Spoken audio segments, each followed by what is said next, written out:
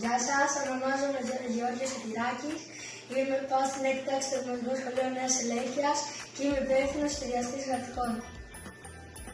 Γεια σας, ονομάζομαι Χριστόφορος Θάμης και είμαι υπεύθυνος σχεδιαστής γραφικών στην ΕΦΤΕ. Γεια σας, είμαι ο Ρίσκος Παναγιώτοβου και εγώ είμαι αρχηγός της ομάδας της Sky Λουκάν και να τον εγώ της χώρας.